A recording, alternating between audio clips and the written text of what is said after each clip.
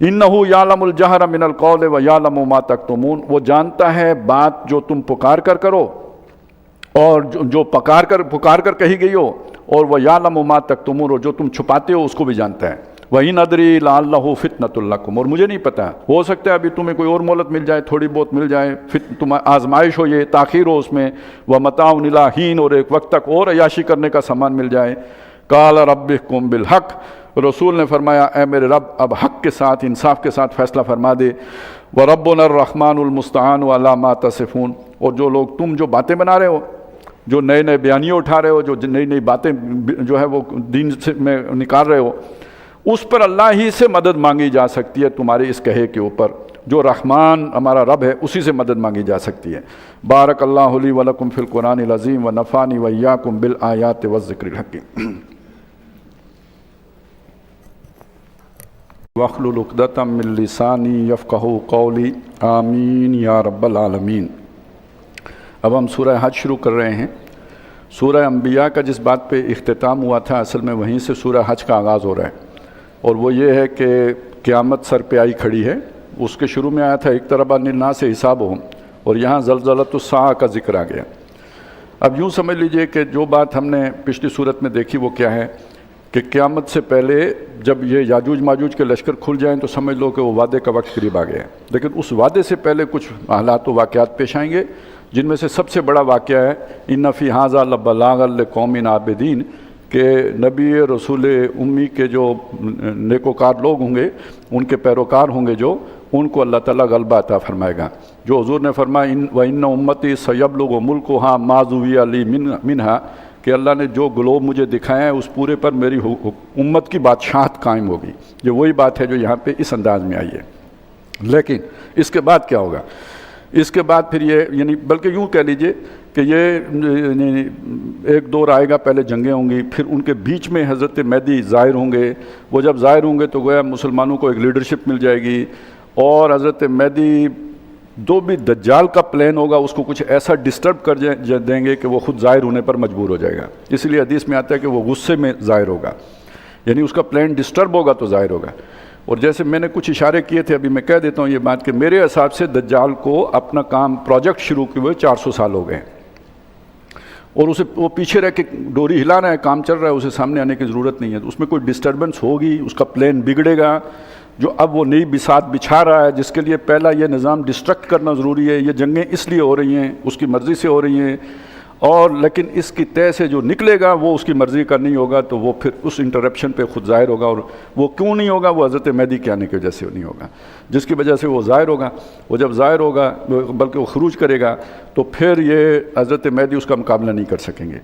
وہ اس کا مقابلہ کرنے کے لیے اللہ تعالیٰ حضرت عیسیٰ علیہ السلام کو بھیجے گا۔ لیکن جب یہ دجال شکست کھا جائے گا حضرت عیسیٰ علیہ السلام سے، تو اس کے بعد ایک اور یاجوج ماجوج کی بڑی ویو آئے گی، جو پہلی ویو سے بھی بڑی ہوگی۔ یہ آخری ان کی ویو ہوگی، اور یہ اللہ تعالیٰ اس کو ہلاک کریں گے۔ کوئی ایسا یعنی جرثومہ ہوگا، بیکٹیریا ہوگا، یا کوئی جیسے نا وائرس ہوگا جس سے وہ مریں گے، اور پھر ان کی لاشیں ٹھکانے بھی لگانے کا کوئی انتظام نہیں ہوگا، بلکہ بارش ہوگی تو وہ بہہ کے جائیں گے۔ اس کے بعد وہ عالمی نظام حکومت قائم ہوگا، جس کے بعد پھر آہستہ آہستہ پھر گراوٹ آئے گی، انحطاط آئے گا، اور اس زمین کے اوپر اہل ایمان کم رہ جائیں گے، اور وہ شیطانی آرڈر دوبارہ اپنی جو ہے جگہ بنا لے گا۔ اور ایک صبح کو یعنی اس سے بعد ایک بڑا واقعہ کیا ہوگا؟ سورج مغرب سے نکلے گا، توبہ کا دروازہ بند ہو گیا۔ جب سورج مغرب سے نکل چکا ہوگا، توبہ کا دروازہ بند ہو چکا ہوگا، تو کوہ صفا سے جو ہے نا ایک وہ نکلے گا جانور، جو لوگوں کو بتائے گا یہ کافر ہے، یہ مومن ہے، یعنی پہلے ہی بتا دے گا۔ اب کسی کو بتا بھی دیں کافر ہے، فرق کوئی نہیں پڑے گا، وہ ایمان لائے بھی تو قبول نہیں ہوگا، سورج مغرب سے نکل چکا ہوا ہے۔ تو یہ ایک معاملہ یہ ہو جائے گا۔ اس کے بعد ایک وقت آئے گا، ایک ٹھنڈی ہوا چلے گی، خوشگوار ہوا، تمام ایمان والے فوت ہو جائیں گے۔ جس کے دل میں بھی ایمان ہوگا، جس کو اس نے مور لگائی ہوگی، وہ مر جائیں گے۔ پیچھے صرف شریر لوگ رہ جائیں گے۔ ان شریر لوگوں پر یہ کیفیت بیتے گی جو اب ہم سورہ حج میں پڑھنے جا رہے ہیں۔ فرمایا یا ایھا الناس، اے لوگو، اتقوا ربکم، اپنے رب سے ڈرو، اس کا تقوی اختیار کرو۔ کیوں؟ ان زلزلۃ الساعۃ شیء عظیم، یہ جو قیامت کا زلزلہ ہے یہ کوئی بہت عظیم چیز ہے، بہت بڑی بلا ہے۔ اب اس کی تھوڑا سا اس کی جو کیفیات ہیں ان کی ایک منظر کشی کی گئی ہے۔ یوم ترونہا تذہل کل مرضعۃ عما ارضعت، جب تم اس کو دیکھو گے، یعنی وہ زلزلہ جب اسے محسوس کرو گے، اس کی شدت یا اس کو یہ کہ اس کا جو ہولناکی ہوگی، اس سے کیا ہوگا؟ بھول جائے گی ہر دودھ پلانے والی جس کو اس نے دودھ پلایا۔ اپنا بچہ ماں بھول جائے گی، یعنی جانور بھی بھول جائیں گے، انسان بھی بھول جائیں گے۔ وَتَضَعُ كُلُّ ذَاتِ حَمْلٍ حَمْلَهَا، ہر جو حمل اٹھائے ہوئے مادہ ہوگی اس کا حمل گر جائے گا، خوف کی شدت سے وہ حمل اس کا ضائع ہو جائے گا۔ وَتَرَى النَّاسَ سُكَارَىٰ، اور تم لوگوں کو دیکھو گے جیسے نشے میں ہیں، وَمَا هُمْ بِسُكَارَىٰ، حالانکہ وہ نشے میں نہیں ہوں گے۔ یہ خوف کی شدت ہوگی کہ جس سے وہ ایسے ڈماڈول ہو رہے ہوں گے جیسے نشے ہی ڈماڈول ہوتے ہیں۔ وَلَٰكِنَّ عَذَابَ اللَّهِ شَدِيدٌ، لیکن اللہ کا عذاب اتنا سخت ہوتا ہے۔ اب ذرا آپ اس کو سمجھیں، اس کا کیا مطلب ہے؟ یہ قیامت یک بارگی نہیں ہو جائے گی، اس کے آثار ظاہر ہوں گے، اور یہ کیفیات اب پتہ نہیں کتنے دن رہیں گی، کتنے دن لوگوں کو اس کیفیت میں رہنا پڑے گا۔ لیکن یہ کون لوگ ہیں؟ جن یہ ایمان والے لوگوں کا ذکر نہیں، ان کو اللہ پہلے اٹھا لے گا۔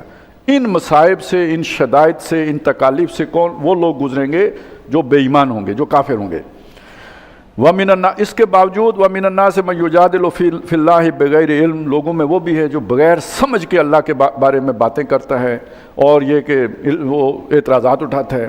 وَيَتَّبِعُ كُلَّ شَيْطَانٍ مَرِيدٍ، اور وہ پیروی کرتا ہے ہر سرکش شیطان کی، باغی شیطان کی۔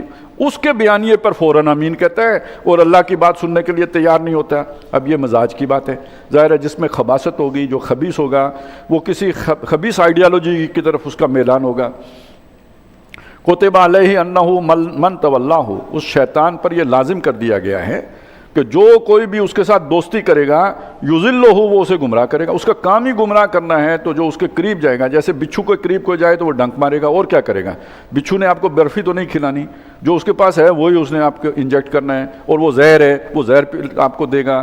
اسی طرح شیطان کے پاس جائیں گے تو سوائے وہ گمراہ کرنے کے اور کوئی کام نہیں کرے گا۔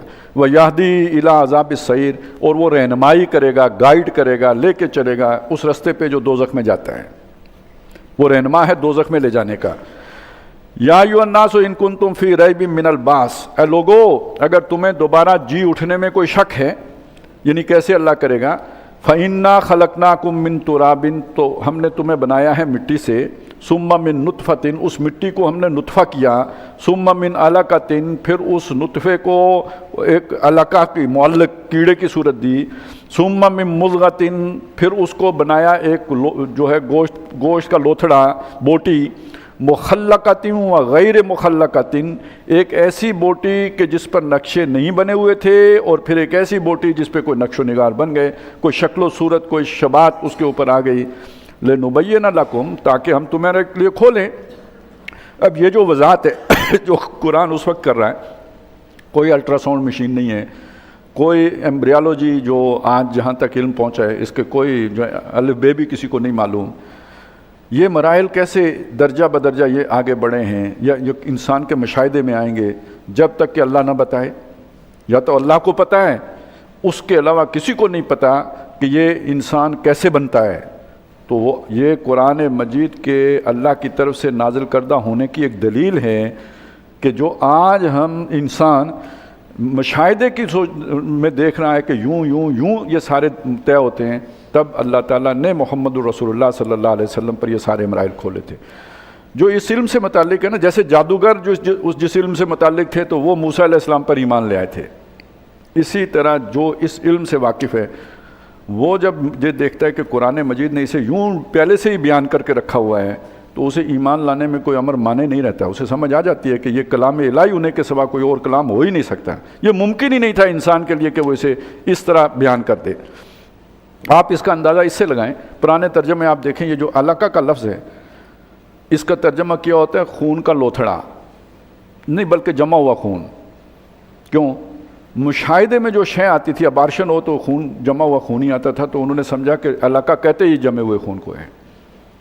اب جب وہ جو دیکھا ہے اس کے مراحل کو تو پتہ چلا یہ کوئی معلق شے ہوتی ہے، علقہ لٹکی ہوئی چیز، اور رحم مادر میں نطفے کے بعد جو اگلا مرحلہ آتا ہے وہ جو بھی نطفہ امشاج بنتا ہے، یعنی وہ جو جس بیضے کے ساتھ پھر وہ جا کے لٹک جاتا ہے رحم مادر کی دیوار کے ساتھ، تو قرآن مجید کا وہ لفظ بھی اس کا ترجمہ تک صحیح ممکن نہیں تھا، اس لیے کہ مشاہدہ ہی محدود تھا۔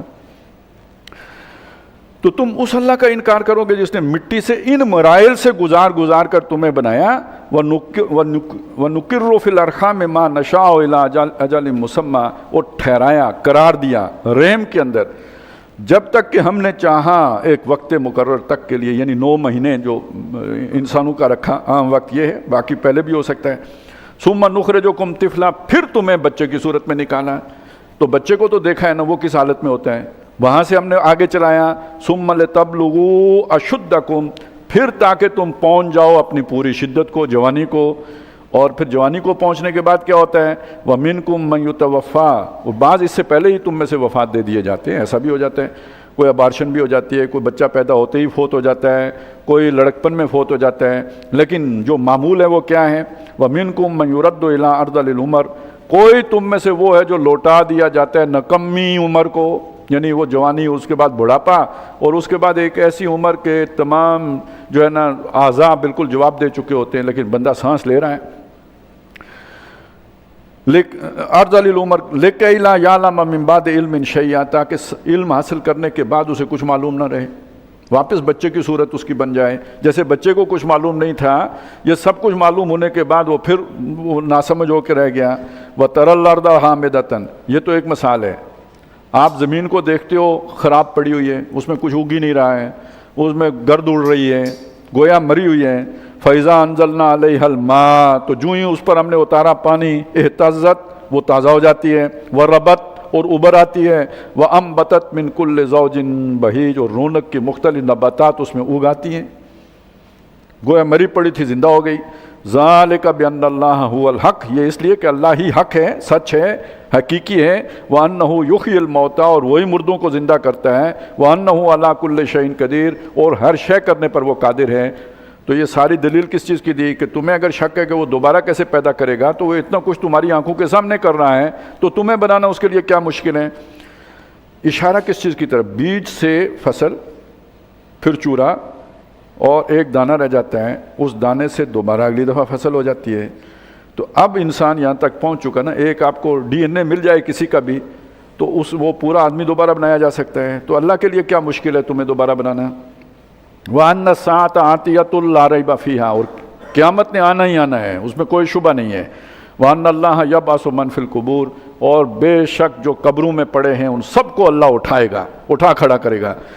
وَمِنَ النَّاسِ مَن يُجَادِلُ فِي اللَّهِ بِغَيْرِ عِلْمٍ وَلَا هُدًى وَلَا كِتَابٍ مُنِيرٍ، اور اس کے باوجود لوگوں میں سے ایسے لوگ ہیں جو بغیر سمجھ، بغیر کسی دلیل اور بغیر کسی روشن کتاب کے اللہ کے بارے میں جھگڑا کرتے ہیں، اس کے بارے میں بحث مباحثہ کرتے ہیں۔ ثانیہ اطفہ، اور اپنی کروٹ موڑ کے چل دیا وہ، یعنی غرور اور تکبر سے، اس کے سامنے اللہ کی بات رکھی گئی تو وہ تکبر کرتے ہوئے منہ موڑ کے چل دیا۔ لِيُضِلَّ عَن سَبِيلِ اللَّهِ، تاکہ اللہ کی راہ سے وہ گمراہ کرے، بہکائے۔ لَهُ فِي الدُّنْيَا خِزْيٌ، دنیا میں بھی اس کے لیے رسوائی ہے، جو بھی یہ حرکت کرے، ادھر بھی کوئی کافر اس طرح کا ہے۔ وَنُذِيقُهُ يَوْمَ الْقِيَامَةِ، اور ہم اسے قیامت کے دن چکھائیں گے مزہ عذاب الحریق، جلن کی عذاب کا، جلانے کے عذاب کا۔ ذَلِكَ بِمَا قَدَّمَتْ يَدَاكَ، یہ اس لیے کہ تیرے ہاتھوں نے جو آگے بھیجا تھا یہ اس کا نتیجہ ہے۔ وَأَنَّ اللَّهَ لَيْسَ بِظَلَّامٍ لِّلْعَبِيدِ، اور اللہ تعالیٰ اپنے بندوں پر ظلم کرنے والا نہیں ہے۔ وَمِنَ النَّاسِ مَن يَعْبُدُ اللَّهَ عَلَىٰ حَرْفٍ، اچھا ایک تو یہ بندہ ہے جو صاف اکڑ کے منہ موڑ کے چل دیا۔ یہ اصل میں سورہ بقرہ کے جو ابتدائی 2 رکوعوں کا مضمون ہے نا، یہ اسی کو ایک اور انداز میں بیان کیا جا رہا ہے، اور ترتیب نزولی میں سورہ حج کے فوراً بعد سورہ بقرہ ہے، کیونکہ سورہ حج کے بارے میں یہ اختلاف ہے کہ یہ مکے میں نازل ہوئی یا مدینے میں نازل ہوئی۔ اس کی بعض آیات کے بارے میں خیال یہ ہے، بعض لوگ تو کہتے ہیں ہی مکی، بعض کہتے ہیں مدنی، آپ کو مختلف قرآن مجید میں اس کے یہ مختلف مل جائے گا، تو یہ اختلاف ہے۔ تو بعض کہتے ہیں نہیں، کچھ آیات مکے میں نازل ہوئی ہیں، کچھ جا کے مدینے میں نازل ہوئی ہیں۔ ایک اور رائے بھی ہے کہ یہ نہ مکی ہے نہ مدنی ہے، اثناء سفر ہجرت میں نازل ہوئی ہے، جو نبی صلی اللہ علیہ وسلم جب ہجرت کر رہے اس دور میں نازل ہوئی ہے، گویا ایک برزخی صورت ہے۔ اس کے بعد جو ہی آپ مدینے پہنچے تو ایک تو وہ سورہ محمد ہے صلی اللہ علیہ وسلم جو آگے ہم پڑھیں گے، اور اس کے ساتھ جو سورہ بقرہ نازل ہونا شروع ہو گئی، تو زمانہ ایک ہی ہے سورہ بقرہ اور سورہ حج کا، نزول کا۔ تو جو مضمون اس پہلے رکوع میں آئے نا، ایک وہ لوگ ہیں جو ایمان لے آئے، اور ایک وہ ہیں جن کے دلوں پر اللہ تعالیٰ نے مہر کر دی۔ تو یہ جس کا واقعہ ہم نے پڑھا جو تکبر اور غرور کرتے ہوئے اللہ کی بات سن کے منہ موڑ کے چل گیا، تو گویا یہ وہ شخص ہے کہ جس کے دل پر اللہ نے مہر کر دی۔ اور جو آگے پڑھنے جا رہے ہیں یہ دوسرے رکوع کا مضمون ہے، جو آدھا تیتر آدھا بٹیرے ہیں، کچھ عمل کرتے ہیں کچھ عمل نہیں کرتے، جنہیں کہا گیا تھا کہ روشنی ہو تو چلتے ہیں، وَإِذَا أَظْلَمَ عَلَيْهِمْ تو وہ رک جاتے ہیں، وہ اس وقت کھڑے رہ جاتے ہیں، وہ کام نہیں کرتے۔ اب اس بات کو ایک اور انداز میں بیان کیا، وَمِنَ النَّاسِ مَن يَعْبُدُ اللَّهَ عَلَىٰ حَرْفٍ، لوگوں میں وہ بھی ہے جو اللہ کی بندگی تو کرنا چاہتا ہے، یا یہ کہ اس کا اقرار کرتا ہے، یا دعوے دار ہے یا نعبدو کا، لیکن یہ کام وہ کرتا ہے کنارے پہ کھڑا ہو کے۔ کنارے پہ کھڑے ہونے کا مطلب کیا ہے؟ آگے اس کی وضاحت ہے، فَإِنْ أَصَابَهُ خَيْرٌ، اگر اسے پہنچے خیر، اس عمل کے نتیجے میں کوئی نقصان کا اندیشہ نہ ہو، اطمئن بہ، وہ اس عمل پر مطمئن رہتے ہیں۔ نماز پڑھنے آؤ، آ گیا، یہ کام کرو، کر لیا۔ وَإِنْ أَصَابَتْهُ فِتْنَةٌ، اگر اس کام میں اسے کسی آزمائش سے دوچار کر دیا جائے، کوئی فتنہ آ جائے، کوئی مشکل پیش آئے، کوئی قربانی دینی پڑ جائے، کوئی نقصان کا اندیشہ اسے لاحق ہو جائے، انقلب علی وجہ، وہ اپنے چہرے پہ الٹا گھوم جاتا ہے، یعنی یو ٹرن لے لیتا ہے، وہ کام نہیں کرتا۔ وہ جو وہاں پہ کہا گیا تھا نا کہ وہاں جب روشنی ہوتی ہے تو چلتے ہیں اور مشکل پیش آتی ہے، یعنی اندھیرا ہوتا ہے تو رکتے ہیں، تو یہاں اس کو بات کو یوں کہا گیا کہ آسانی ہو تو کام کر لیتے ہیں، مشکل ہو تو نہیں کرتے۔ تو اس سے سمجھ میں آئی کہ جو اللہ کے دین کے تقاضے ہیں ان میں سے جو ان کے مطلب کے ہوتے ہیں، یعنی انہیں آسان معلوم ہوتے ہیں، ان کو کہتے ہیں ہم اللہ کی مانیں گے، اور جہاں مشکل لگتی ہے کہتے ہیں میرے بس سے باہر ہے اللہ، مجھ پر رحم فرما، یہ کام مجھ سے تو نہیں ہوتا، یعنی آگ میں چھلانگا لگاؤں نہیں، پہلے ٹھنڈی کر پھر لگاؤں گا، یعنی مصر میں داخل ہو، یہ کیا نے اس میں فلسطین میں داخل ہو جاؤں نہیں، پہلے ان کو جو سخت لوگ ہیں نا ان کو نکال لے پھر میں داخل ہو جاؤں گا، مشکل کام مجھ سے نہ کرا، پہلے تو میرے لیے حالات سازگار کر، پھر انشاءاللہ تو دیکھ میں کیسے کام کرتا ہوں، لیکن یہ کہ پہلے میں ٹکر ماروں اور پھر تو ٹھیک کرے گا، یہ نہیں ہے، یہ میرے بس سے باہر ہے۔ انقلب علی وجہہ، اب ان لوگوں کے بارے میں فرمایا خسرت دنیا والآخرہ، یہ دنیا میں بھی نقصان میں ہیں، ان کو کامیابی نہیں ملے گی، یہ سرایتی میں گھومیں گے، منزل مراد تک نہیں پہنچیں گے، یہ چکر ہی کھاتے رہیں گے، ان کا جو تقویٰ بھی ہوگا وہ بھی انہیں منزل تک نہیں لے کے جائے گا، گھمائے گا، دائرے کا سفر کریں گے۔ یہ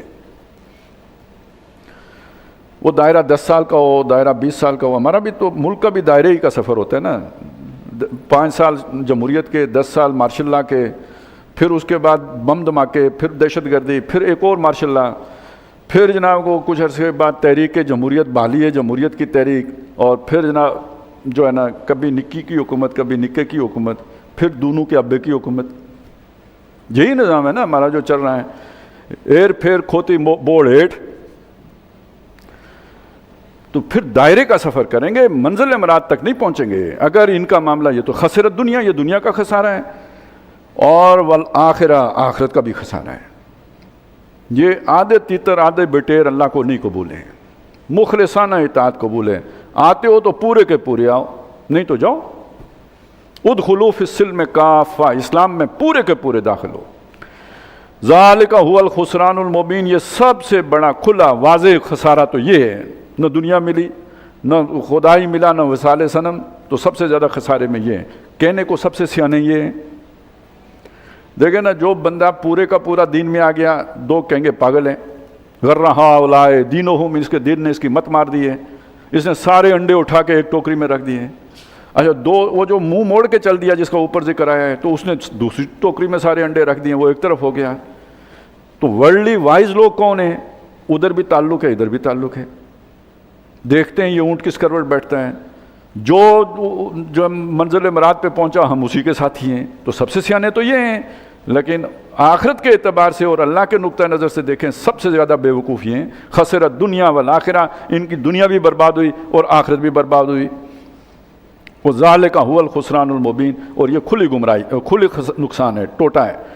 یدعو من دون اللہ ما لا یضرہ وما لا ینفعہ، یہ اللہ کے سوا اس سے امیدیں باندھتے ہیں کہ جو نہ ان کا کوئی بھلا کر سکے نہ ان کا کوئی نقصان کر سکے۔ ذالک هو الضلال البعید، سب سے دور کی گمراہی تو یہ ہے، خدا سے تجھ کو، بتوں سے تجھ کو امیدیں، خدا سے نو امیدی، بتا تو صحیح، اور کافری کیا ہے؟ سب سے بڑی گمراہی یہ ہے، یدو یہ پکارتے ہیں، لمن ضرہ اقرب من نفعہ، جس کا ضرر، جس کا نقصان اس کے نفع سے زیادہ ہے۔ ایسا دوست، وہ جو پڑھا تھا نا کہ جو شیطان سے دوستی کرے گا تو وہ آپ کو نقصان ہی کرے گا، تو جو شیطان کے دوستوں کو دوست سمجھے گا، خیر خواہ سمجھے گا، بھلائی ان کی توقع رکھے گا، تو وہ بھی اس کا نقصان ہی کریں گے۔ لبئس المولا، بہت برا دوست ہے جو اس نے بنایا، ولبئس العشیر، اور بہت برا رفیق ہے، ساتھی ہے، ہمجولی ہے یا کامریڈ ہے جو جس نے اس کو دوست بنایا۔ اب یہ بات دیکھیں نا، ہم کہیں تو ہو سکتا ہے کہ جی ویسے مولوی ضدی ہوتے ہیں، ہٹ درم ہوتے ہیں، اور ان کا یہ بسم اللہ کے گنبد میں بند ہوتے ہیں، کوئی ویژن ہی نہیں ہوتا۔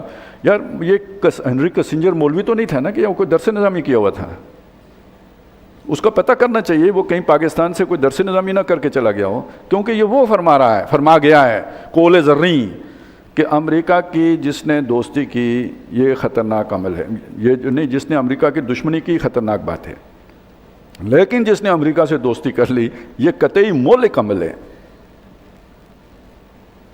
پھر عرض کر رہا ہوں، اس کے بایو ڈیٹا نکالیں، تاریخ دیکھیں، وہ کہیں مولوی تو نہ ہو، لیکن اگر وہ مولوی نہیں ہے، اور یقیناً نہیں ہے، ہماری سمجھ کے علم کے مطابق نہیں ہے، تو پھر اس کے قول کو تو دیکھیں اور قرآن کی اس آیت کو دیکھیں۔ آپ نے کس سے امید لگائی؟ یعنی ہم نے سب سے بڑا جو خارجہ پالیسی کا جو یہ کہیں پتھر رکھا بنیادی، وہ یہ تھا کہ ہم نے روس کو چھوڑ کر امریکہ سے دوستی کی ہے۔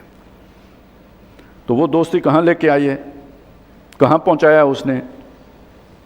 اور یہ جو آج جو کچھ ہم بھگت رہے ہیں نا، جسے اب دہشت گردی، کوئی کبھی کس کی طرف اور کبھی کس کی طرف، اس کا سرا ڈھونڈیں گے تو وہیں سے نکلے گا۔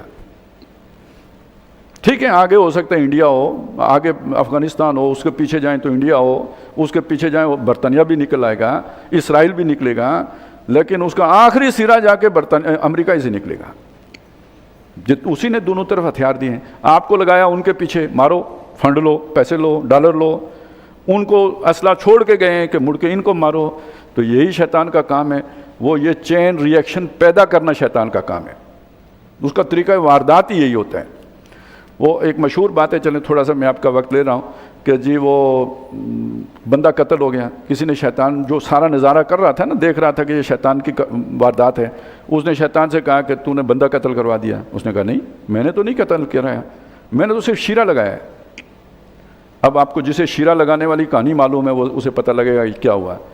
حلوائی کی دکان تھی، اس نے دیوار پہ ادھر سے جو ہے نا حلوائی کی کڑائی سے تھوڑا سا انگلی پہ شیرہ لگا کے دیوار سے لگا دیا، اس شیرے پہ مکھی آ گئی، ادھر وہاں پہ جو ہے نا چھپکلی پہلے سے گھات میں بیٹھی ہوئی تھی، مکھی آئی تو میں اس پر جھپٹوں گی۔ اب وہ اپنا جو ہے نا پوزیشن جو ہے نا لے رہی ہے کہ میں اس پہ حملہ کروں۔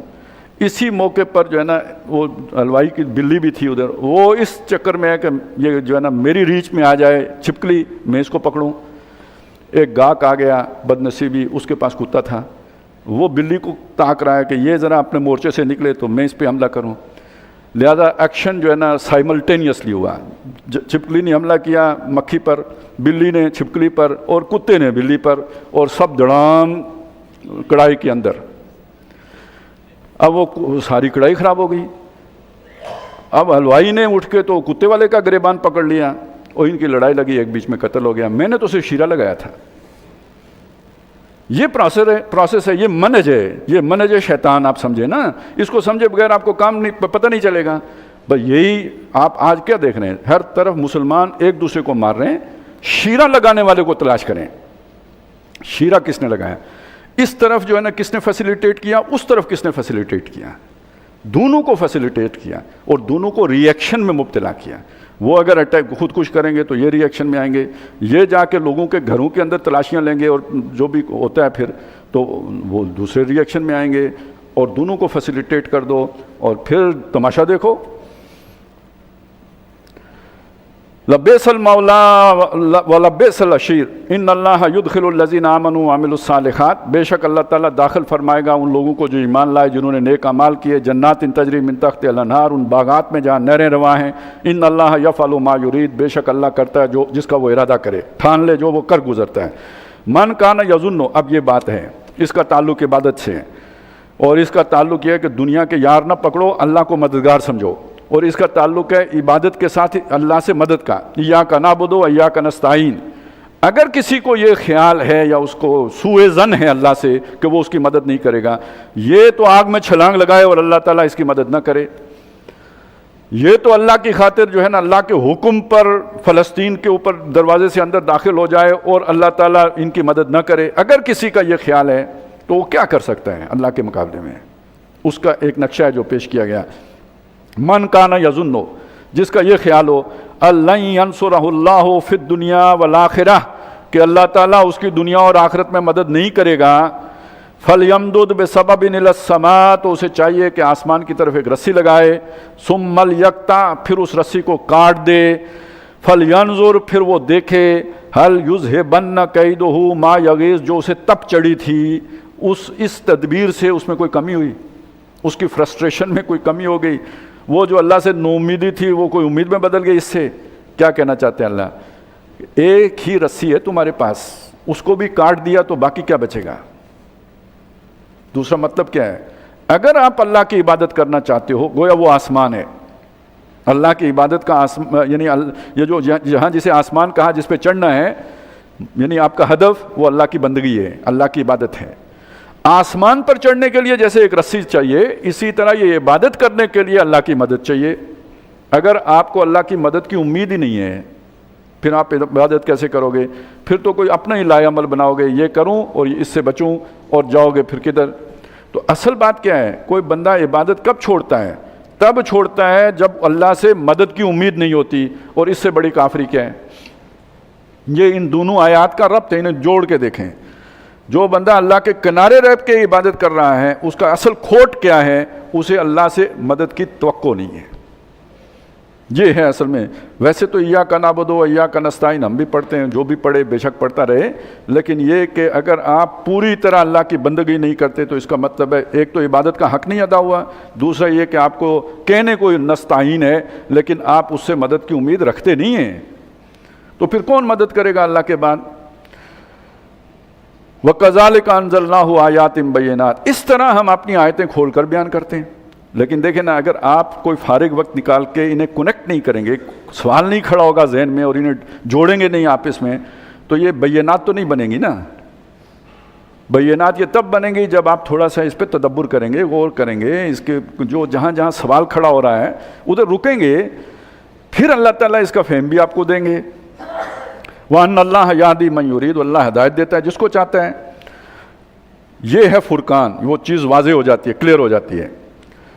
ان الذین آمنوا والذین ہادوا والصابئین والنصارى والمجوس، بے شک وہ لوگ جو ایمان لائے، جو یہودی ہوئے، جو صابی، جو ایک کوئی فرقہ ہے جو کہتے ہیں ابراہیم علیہ السلام کو مانتے تھے، والنصارى اور جو نصرانی ہیں یعنی عیسائی، والمجوس اور جو آتش پرست ہیں، والذین اشرکوا اور جو مشرک ہیں، ان اللہ یفصل بینہم یوم القیامہ، ان سب کے درمیان اللہ تعالیٰ قیامت کے دن فیصلہ کرے گا کون کیا تھا، کیا جو معاملہ ان کا چکتا کرے گا۔ ان اللہ علی کل شیء شہید، اللہ تعالیٰ ہر شے کے اوپر خود گواہ ہے۔ اصحاب کتاب لکھا بھی جا رہا ہے، فائلیں بھی بھری جا رہی ہیں، سب کچھ ہے، وہ اسے خود بھی معلوم ہے کہ کون کیا ہے۔ الم تر ان اللہ یسجد لہ من فی السماوات و من فی الارض، کیا تم نہیں دیکھتے کہ اللہ تعالیٰ وہ ہے جس کے آگے سجدہ ریز ہے؟ مطیع فرما ہے، سجدہ ریز ہونے کا مطلب ہے اللہ کے بنائے ہوئے ضابطے کا پابند ہے۔ سورج اپنی سپیڈ اپنی مرضی سے بڑھا نہیں سکتا، اور اپنی مرضی سے جو اللہ نے اس کا راستہ مقرر کر دیا اسے دائیں اور بائیں نہیں ہو سکتا۔ یہی حال ہر شے کا ہے، اور جو چیز اللہ نے جس مقصد کے لیے بنائی ہے اس سے ہٹ نہیں سکتی، تو ہر شے گویا اللہ کے آگے سجدہ ریز ہے۔ والشمس و سورج، والقمر و چاند، والنجوم اور تارے، والجبال اور پہاڑ، والشجر اور تمام درخت، والدواب اور تمام جاندار، لیکن وَكَثِيرٌ مِّنَ النَّاسِ، لوگوں میں سے بھی بہت سے، لیکن لوگوں میں سے بھی جو بہت سے ہیں نا، اس میں بھی ایک حد ہے، یہ جو مطلب عبادت کے یہ والا پہلو ہے، یہ عمل کرو یہ نہ کرو، اس حد تک۔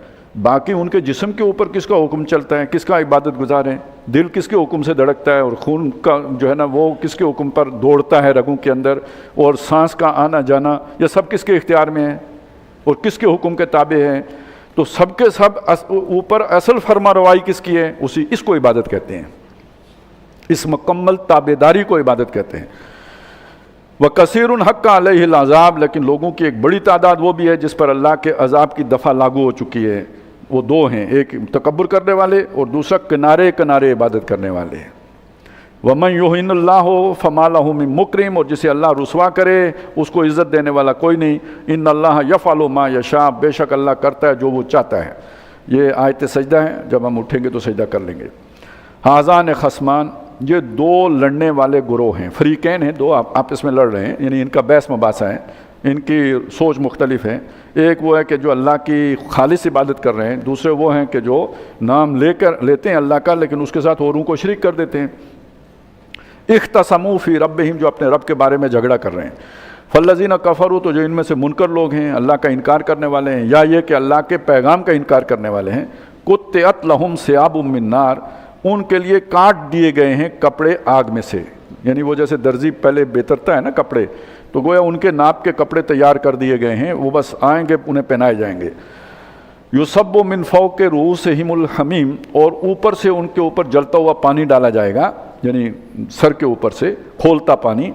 یسحر بہ ما فی بطونہم والجلود، اور اس پانی کے سر پہ ڈالے جانے کے نتیجے میں ایک تو ان کی جلدیں ساری اتر ہی جائیں گی اس کے ساتھ ہی، لیکن جو ان کے پیٹ کے اندر ہوگا یعنی آنتیں بھی کٹ کے گر جائیں گی. اس سے گرمی کا اندازہ لگاؤ اس کی. وَلَهُمْ مَقَامِعُ مِنْ حَدِيدٍ، اور ان کے لیے ہتھوڑے ہوں گے لوہے کے. كُلَّمَا أَرَادُوا أَن يَخْرُجُوا مِنْهَا، اب یہ یہاں کی جو گھٹن ہوگی اس سے جب بھی وہ چاہیں گے کہ کسی طرح بھاگ نکلیں، یہاں سے نکل بھاگیں، من غم، وہاں کی جو مصیبت اور گھٹن ہے اس سے، اعیدوا فیہا، پھر پکڑ کے اسی میں ڈال دیے جائیں گے. وذوقوا عذاب الحریق، اور کہا جائے گا اب جلنے کے عذاب کا مزہ چکھو، تم نے دنیا کے مزوں کی خاطر انکار کیا تھا اور دنیا میں مشکل میں پڑنے سے بچنے کے لیے کنارے سے کنارے رہ کر عبادت کی تھی، آج ہمیشہ جلنے کا عذاب کا مزہ چکھو. ان اللہ یدخل الذین آمنوا وعملوا الصالحات، اس کے برعکس وہ لوگ جنہوں نے نیک اعمال کیے اور جنہوں نے جو ایمان لائے، بے شک اللہ تعالیٰ انہیں داخل کرے گا جنات، ان باغات میں، تجری من تحت الانہار، جن کے نیچے نہریں چلتی ہوں گی. یخلون فیہا من اساور من ذہب ولؤلؤا، اور وہاں وہ پہنائے جائیں گے سونے کے کنگن اور موتی، یعنی بادشاہوں والا جو لباس ہوتا ہے وہ انہیں دیا جائے گا. ولباسہم فیہا حریر، اور وہاں وہ ریشمی لباس پہنیں گے. وہدوا الی الطیب من القول، اور انہیں ہدایت دی گئی، رہنمائی کی گئی، چلائے گئے ایک پاکیزہ قول کے ذریعے سے، کلمہ طیبہ، ایمان. گویا یہ ایمان وہ پاکیزہ کلام ہے.